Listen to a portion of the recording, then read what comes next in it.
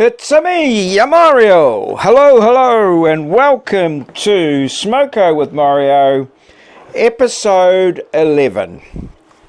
And as you can see, here we are tonight with another, TV dinner, as we used to call them, or a roast meal. I enjoyed the one so much last week, I thought I'd have a crack at another one.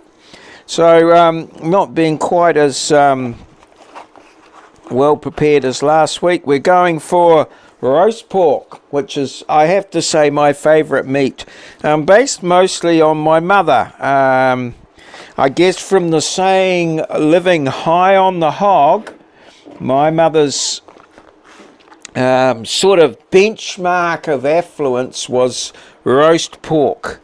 And so she really enjoyed a nice roast pork. We didn't have them that often. It was usually a roast beef or a roast lamb on a Sunday, but when we had roast pork, we were living high off the hog, or high on the hog.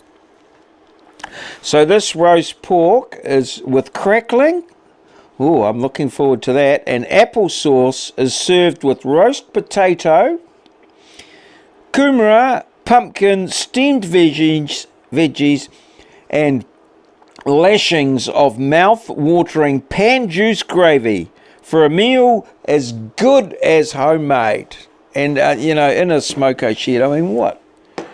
It's small, I admit, but it's tasty. I'm looking forward to the crackling because that's the hardest bit of all. So let's got my special smoko cutlery set, which goes together in a particular order, I found out, and doesn't come apart at the seams there. So let's this looks like a bit of crackling here right on top. Oh no, it is, I think, but it's not. The taste of crackling, but unfortunately no crackle. All taste and no crackle, but the pork's nice. A little bit of pumpkin here infused in the gravy. And there's lashings of gravy. They're sure about that. No, they have this long skinny thing. I don't know whether that's a bit of kumara or whether it's a bit of parsnip, but they didn't say parsnip. No. Oh, hang on. Hold the phone. We haven't started the timer. Okay, so I'm picking we're about, maybe a minute or so. No, a little bit in anyway. We'll say a minute. We may go a little bit longer. I'm going to call it a minute, so we'll go for 29 minutes on the timer. All right. So, here we go. And a good old cup of tea in the Moz 42 cup from far north Queensland. Well, Moz 42 from far north Queensland. I'm not quite sure where the cup's from. But it would have been in far north Queensland at some point in time.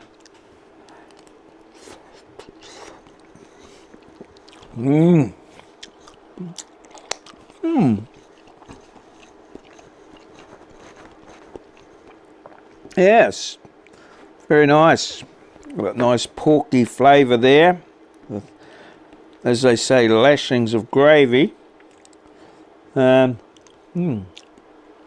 Thinly sliced. Yeah, the potatoes.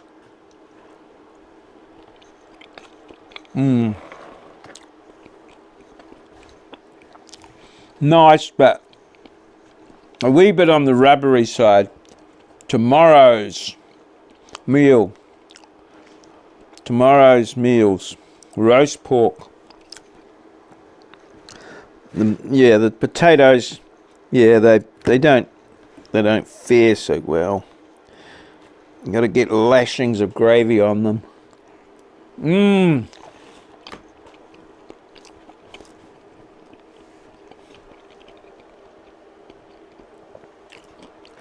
Pretty nice, all right. So, yeah, very nice. Very nice. That would be the only thing stopping me from taking one of these to work is that I can't film it there, but I'm very much thinking of it, you know, rather than a McDonald's or something, hop out and get one of these. And just put it in, nuke it in the microwave for 8 minutes. And yeah, there you go. So, and what's happened this week in paradise? Busy week, very busy. Busy doing not much, but busy.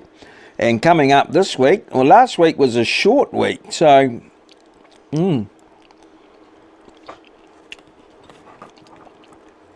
I did a lot, but I didn't get a lot done. I did a lot of things, but yeah. So obviously Monday was the holiday, and that was good. Good to get a sleep in. And then this week, with the students, we've been working away on our reports and doing that, and showing them how to use the survey software 12D model, which a lot of them are very keen on because they notice that it's a bit of a job requirement. It's, you know, they ask you whether you've used it in the job application, so it's good to have a little bit of understanding. Well, you're never going to learn it. It's a one of those projects that one of those programs that takes, you know, there's levels of proficiency, and they're pretty much related to your experience with the program. So the longer you use it, the better you get, which, you know, shouldn't be a surprise. But yeah, so a lot of them are keen on it, as they feel, well, one I think they want to see what it's like, see if it's easy, which it's not, and then, you know, see how they feel about it. It's unlike a lot of the programs that we use, there's no sort of student version available for it, so they can only use it at Wintec, so they have to, you know, if they want to get projects and things done, they have to come after hours. Last week after, you know, the debut of the cutlery set there, I put everything away, and I thought, oh, I better wash that cutlery, you know.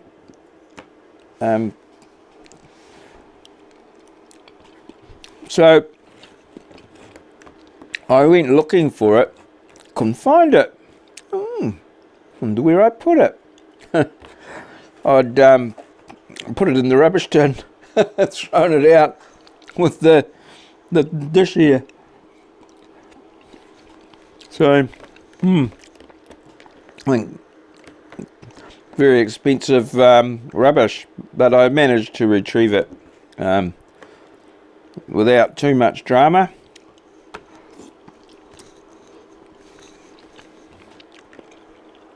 So yeah, we've got a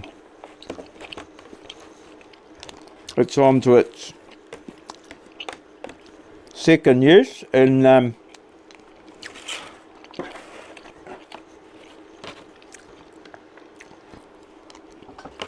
SMOKO number 11. So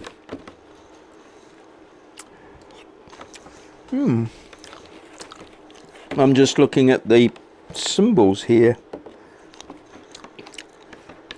Apparently this plastic is sort of microwave proof.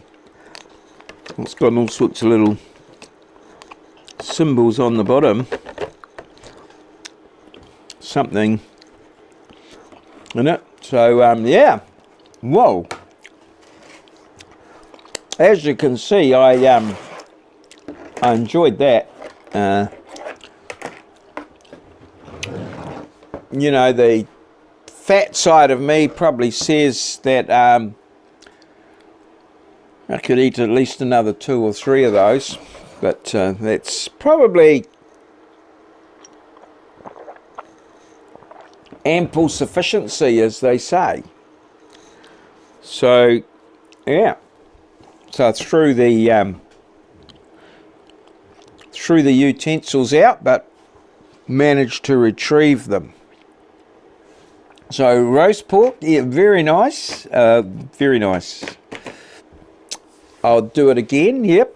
And well, we did it last week as well. So tossed up pretty much today. My weight has been creeping up over the last few months. It's creeping up. It reached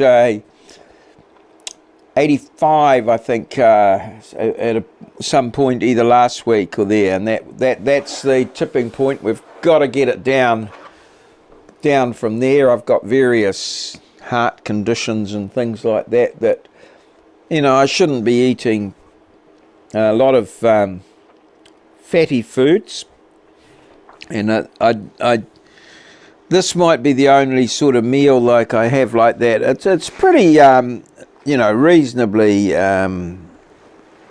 healthy. But, you know, as things go, there's not too much stuff in there, or, you know, sort of. But I don't have it. So I'm back onto trying to get back to my pretty much exclusively onto my rice diet. So I went to the supermarket today and I bought mostly rice-based products. I do need a little bit of snacking, but obviously the SMOKO things I have, I can't just do that. So that's sort of my you know, cheat day, if you like, or cheat meal, is this the SMOKO, and I really look forward to it. So I went into Countdown today. I thought I'll look for, I had thought that I might do another one of these TV's dinners, but as you walk in the door there, they have, it's almost like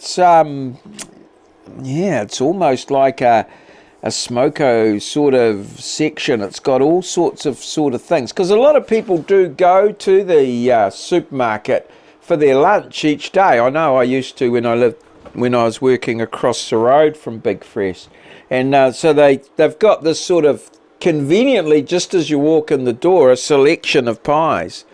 There was some Dad's pies, which is a new one on the market, some Makatu pies, which are a common one, Big Ben's.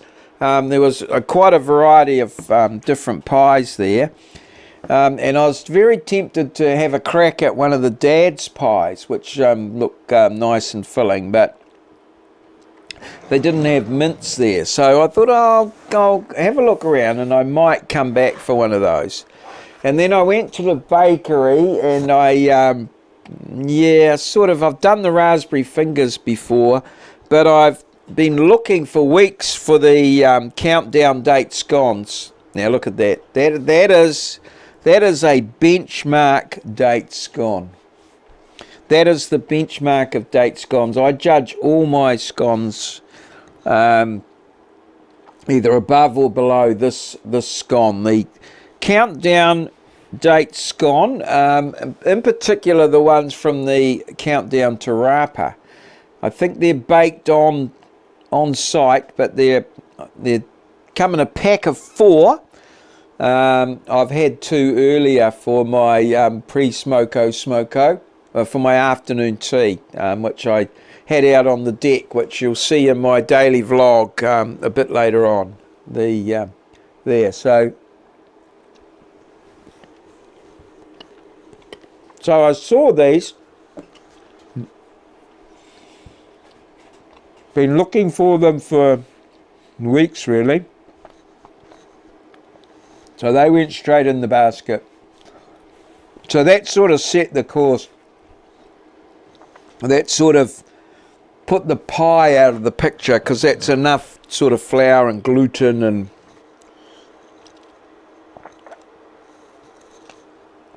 these are buttered, by the way. These are buttered. So yeah, I've been looking for these for a while. They would be one of my favourites. So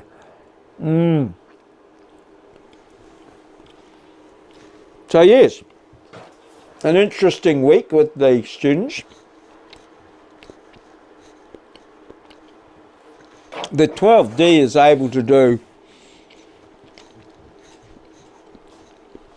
in about 2 hours everything that they've learnt in the preceding 14 weeks, sort of, you know, with a bit of poetic license. But it is quite impressive, and they are suitably impressed, a lot of them, about the 12D and what it can do, 12D model. So it has other competitors around. I think Carlson has a one, and Civil 3D has a survey package, the AutoCAD product. So yeah, it's not an exclusive program by any means, but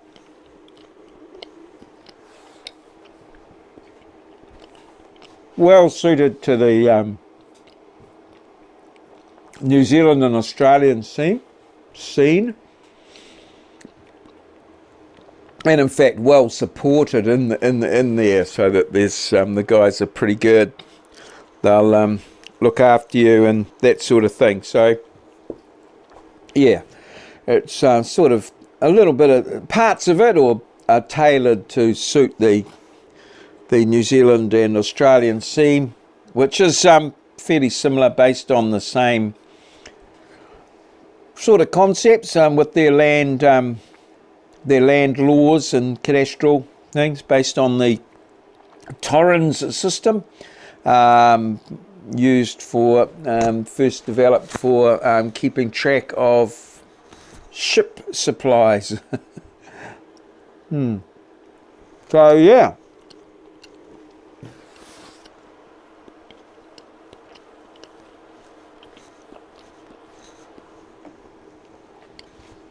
it's a bit of an interesting time at work at the moment with the there's some transitional things happening in the education sector as we go from individual sort of companies or places or institutions to a centralised one sort of educational body for the whole country. So there's lots of change taking place.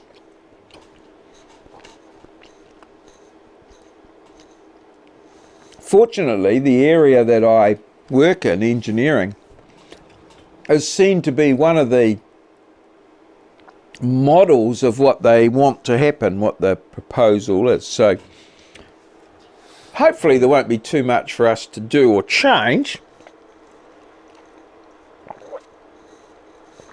It's just more tinker with it and actually do what we what we said what we're supposed to do. That's a whole other story. So yeah, I had a couple of I had a good smoko the other day with the trades guys. A lot of their classes are finished, so they're a lot happier. They actually have their smokos rather than working through them and things like that. So had a couple of little sit downs with them, and yeah, some funny things. But one of the funny ones was I'd seen on TikTok. I saw a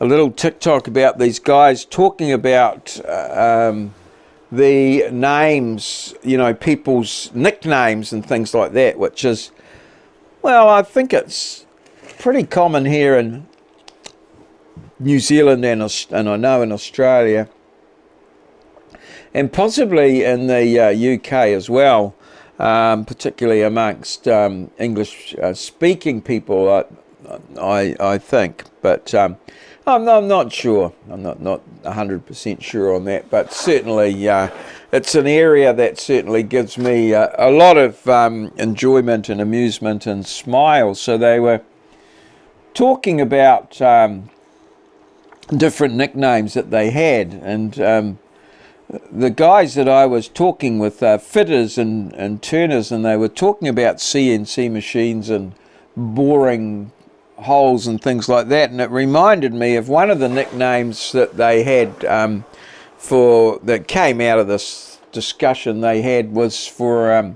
one of the bosses, and his name, they called him Drillbit. Drillbit they called him, because he was a small boring tool. A small boring tool, which was quite funny. They had quite a few others, and ones I'm going to add in a couple that I've heard as well previously. So on the lines of bosses, and that one that I've recalled was, there was a bloke that they called the Singlet, because he was never off the men's back. A singlet, as one of my students pointed out for some reason in class today, is a Swedish or Norwegian word, and that in fact in the UK they don't use the word singlet. They use it's a vest, which I didn't know. Well, I sort of knew about the vest, but I didn't know it was a Norwegian or Swedish word or something.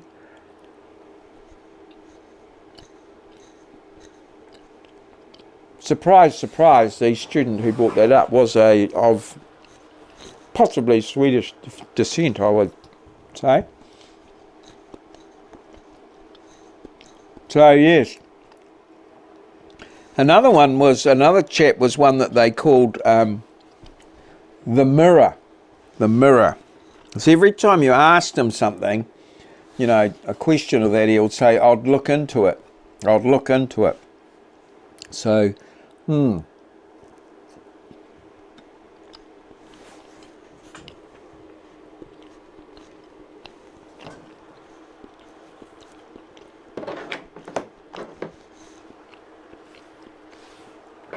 And obviously then we get into people with various little, and I might add that often these nicknames are, you know, generally they're not used as offensive in the sense that they could be construed as offensive, I guess. And clearly I think if someone objected very strongly, I'd probably continue to call it that, just it would make it even better. But I mean, ideally, yeah, not within earshot anyway. So they had another guy there, and apparently he had one big hand and one little hand. So he was known as the Clock. One big hand, one little hand, the Clock.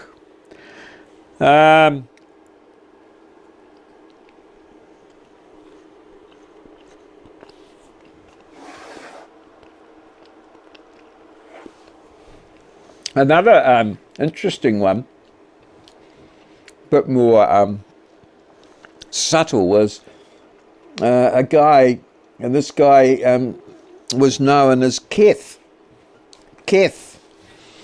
And the guy said he didn't realise for quite some time that his actual real name was Keith, but he had an eye missing. He had a missing eye, so he was Keth.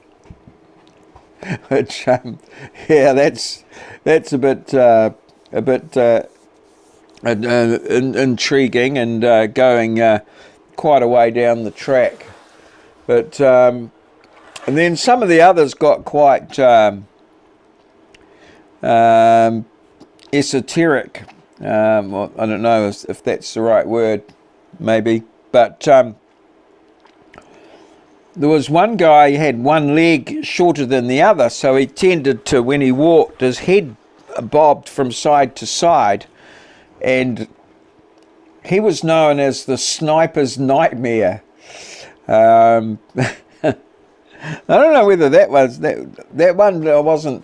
I found it funny, but I didn't think it was sustainable. You couldn't. I mean, it's just too long to be calling someone the sniper's nightmare, but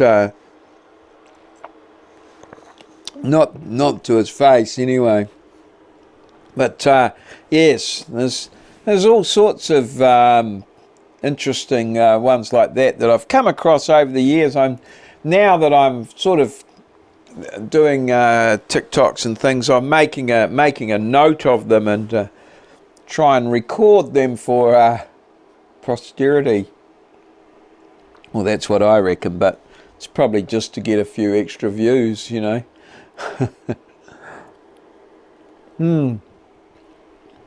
So funny,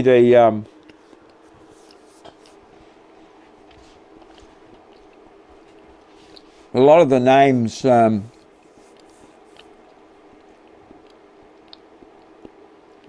we used to use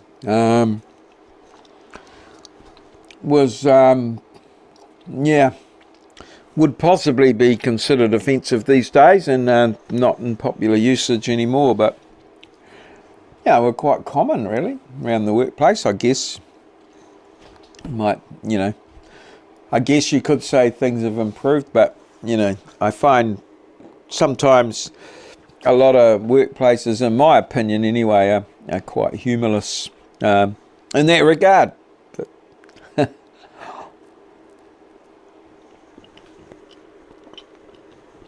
We find other things to laugh at. Really enjoying the dates gone. 2 left. Hope I can manage it.